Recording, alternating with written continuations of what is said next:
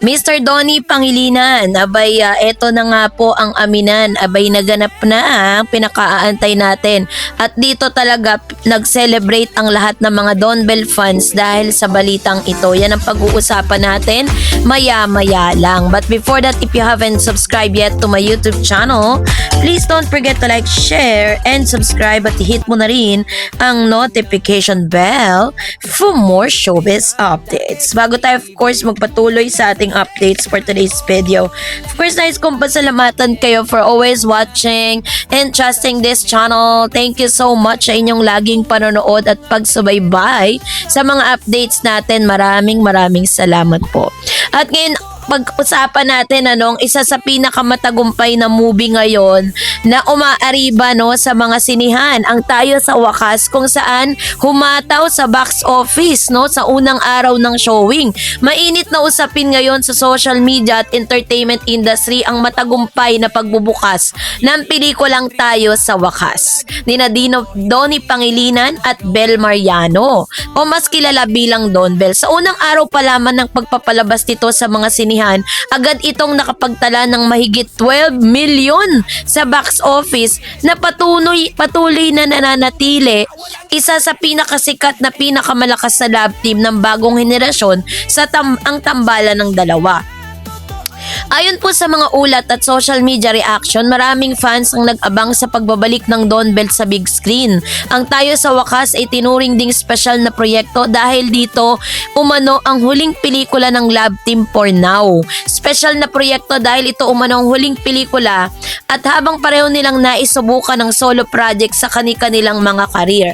Ang pelikula ay dinirect ng kilalang box office director na si Cathy Garcia Sampana at dahil nga dito po sa napakagandang reviews ay nag-celebrate po ang kampo po ni Mr. Donnie and Miss Bell. Sabi dito, responsable rin sa ilang pinakamalaking romantic film sa Philippine cinema dahil dito mas lalong tumaas ang excitement ng publiko dahil alam ng marami na kapag si Direk Cathy ang humawak ng isang love story, siguradong emosyonal at tatatak ito sa mga manonood. Ang Tayo sa Wakas ay ginampanan ni Bel Mariano at Donnie Pangilinan ang karakter ni Cheska at Cisco, isang matagal nang magkasintahang parehong humaharap sa realidad ng adulthood, career pressure at pagbabago ng pangarap sa buhay. Hindi tulad ng typical na teen romance, mas mature at mas realistic umano ang tema ng pelikula. Marami ang nakapanood ang nasabing ibang level na ipinakitang acting ni Donnie at Belle sa pelikulang ito. Sa ilang reviews online, sinasabing ito na raw ang isa sa pinakamahusay na performance ng Don Bell tandem. May mga netizen pang nagsabing kapansin-pansin ng growth ng dalawang bilang actors kumpara sa kanilang mga naunang project. Hindi rin po nagpahuli ang mga fans sa pagbibigay ng suporta sa opening day pa lamang ng pelikula. Dagsa na agad ang mga moviegoers sa iba't ibang sinehan sa bansa. Ayon sa ilang social media posts, marami ring black screening ang inorganisa ng fandom para ipakita ang suporta nila sa Don Bell. Marami rin ang nagbahagi ng videos at photos na punuan at halos sold out na screenings. And of course, syempre po, bukod sa fans, marami ring casual viewers ang naging interesado sa pelikula dahil matinding buzz nito online. Trending agad sa X sa dating Twitter ang Tayo sa Wakas at Don Bell matapos ang premiere night at ng opening day ng pelikula. Maraming netizen ang nagpahayag ng kanilang excitement at emosyon matapos mapanood ang pelikula, lalo na't may eksenang tumatak sa manonood.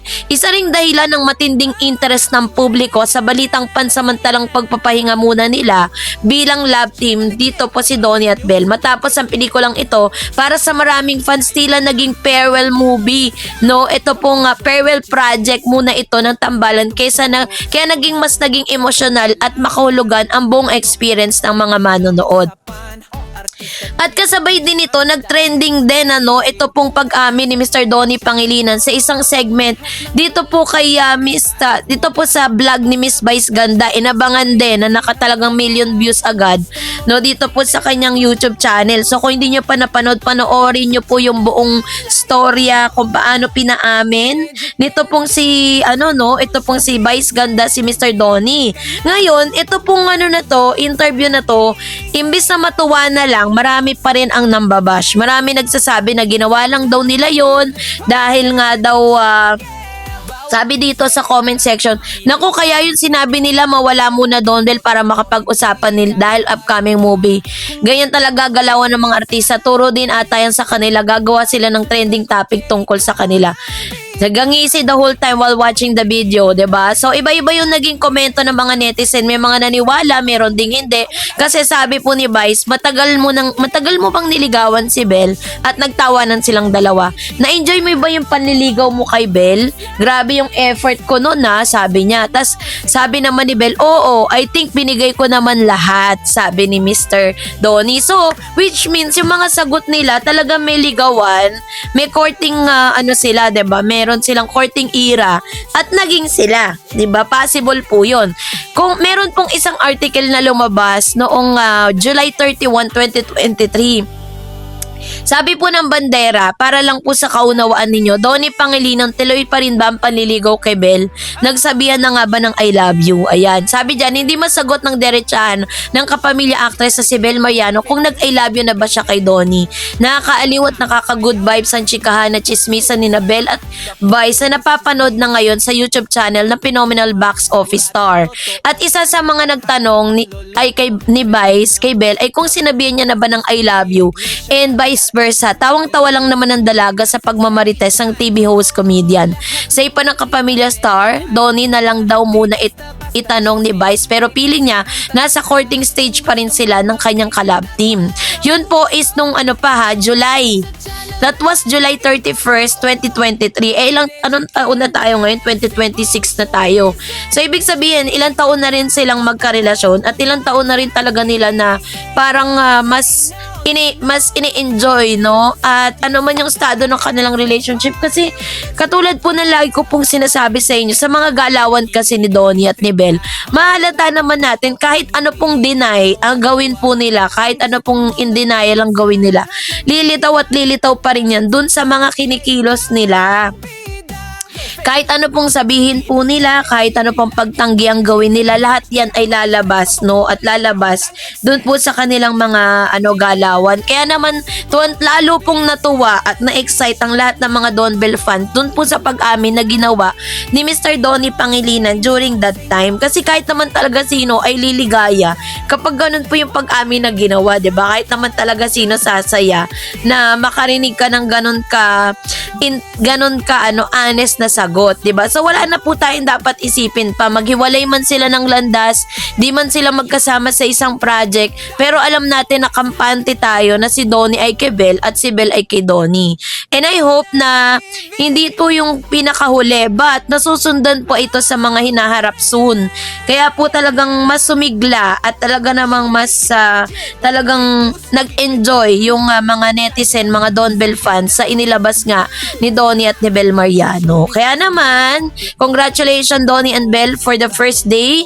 At kung hindi nyo pa po napanood katulad ko, punta na po kayo sa sinihan. At kung may gusto magpadala ng pampanood ko, why not, 'di ba? So, kaya naman salamat po sa panonood po ninyo. Wag po kayo magkalimot, mag-like, mag-share at i-subscribe nyo na rin po yung ating pong channel. Thank you for watching, guys. God bless everyone.